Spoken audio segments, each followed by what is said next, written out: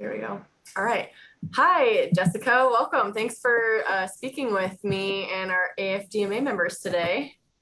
No problem. Thanks so much for having me, Jen. I'm Jess Pelletier. I'm a second year emergency medicine resident down here in Roanoke, Virginia. And I appreciate you inviting me for an interview. This is great. Can you tell me about how you got introduced to the FDM?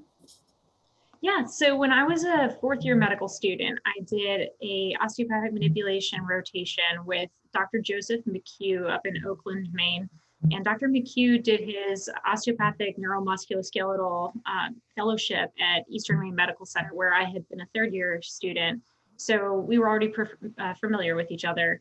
And Dr. McHugh made a rule for me that I couldn't come out of the patient's room until I had fixed all of their aches and pains, which was a pretty high bar to set for someone who had fairly low confidence at the time in their OMM skills.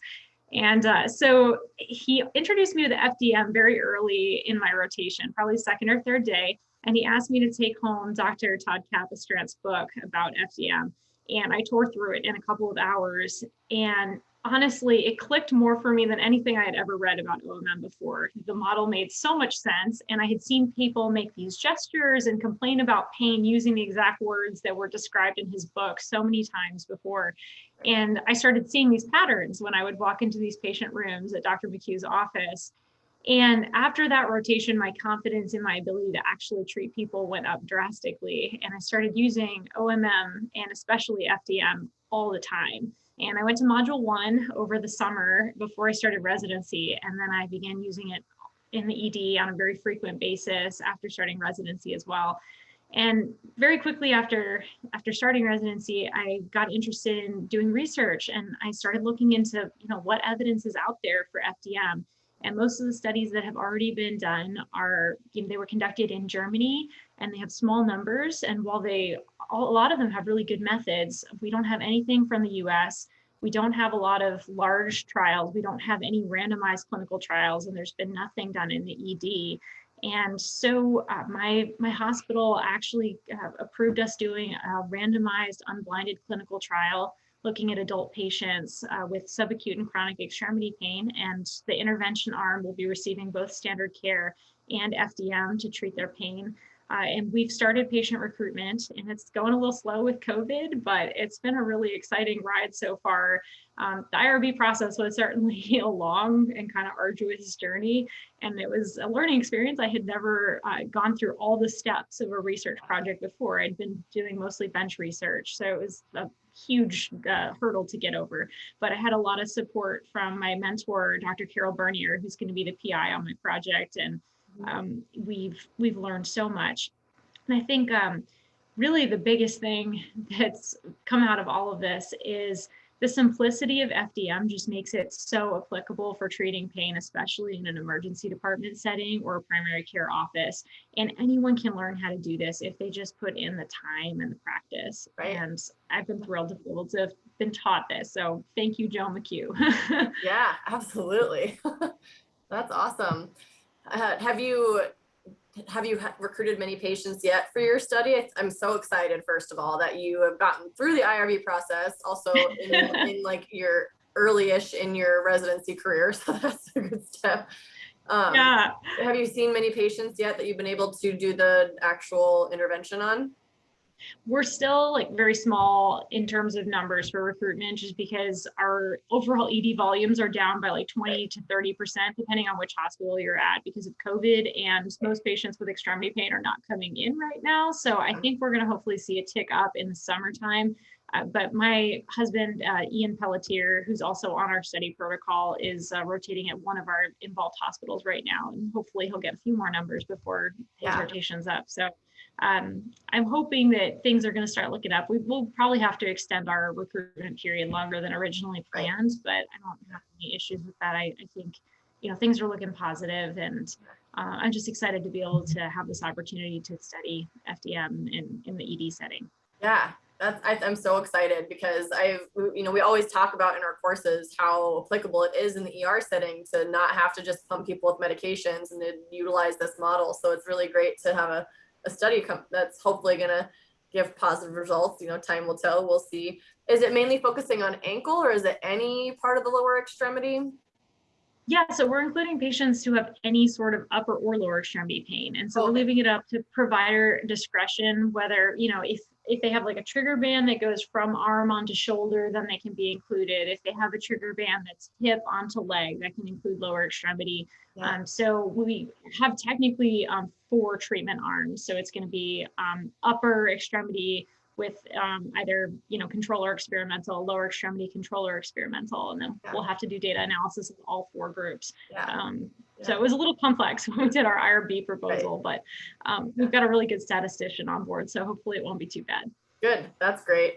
Did you find that when you started residency, it was difficult to get buy-in from your attendings at all on using FDM?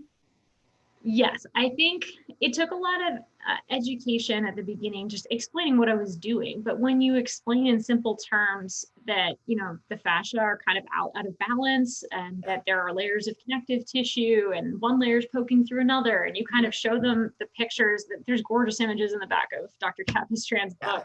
And I bought the poster because it's so great to be able to show people those visual images and help them visualize like, oh, this is what's happening.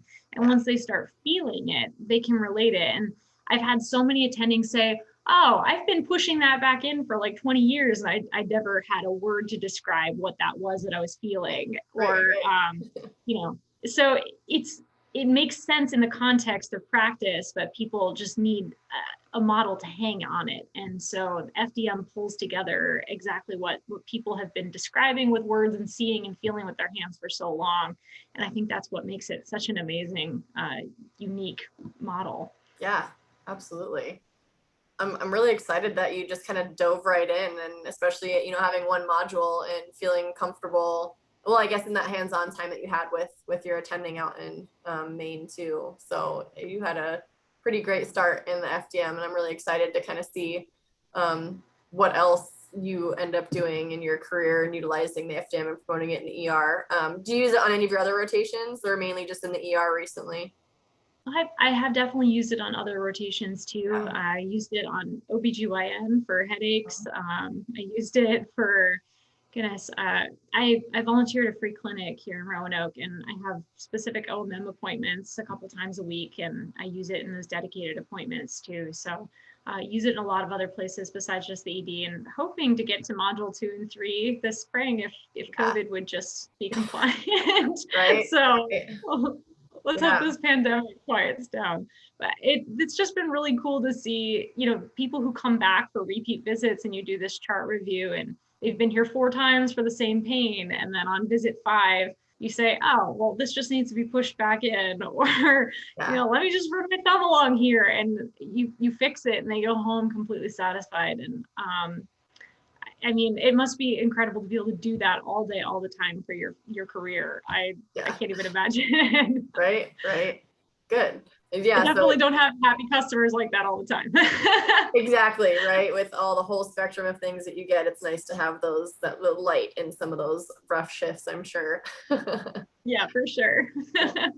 Well, I know that you were actually selected to speak for the World Congress too, and then that of course got postponed, but it's kind of a blessing in disguise almost, because now you'll get some data, and so hopefully you'll be able to attend when we have the actual World Congress in Japan in the next couple of years, and we can have some data to share. That would be really exciting.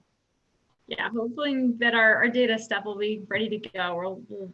We're planning on an interim analysis once we have enough patients to acquire that data on. So crossing fingers that the World Congress will be next year. I'd love to be able to come if that's still on board. So yeah, I know that we're looking forward to hearing and reading, hopefully when you get published, what your results will have to show. So yeah, I really admire your enthusiasm and your excitement, and the fact that you are excited enough to even bring it into research. So thank you so much for what you're doing for the FDM community, and for your enthusiasm, and teaching your colleagues and your attendings even on what it is. So hopefully it'll get even more interest in the ER world.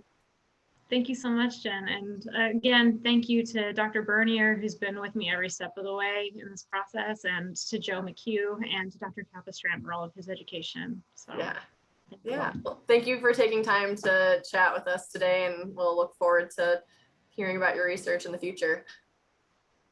Thank you.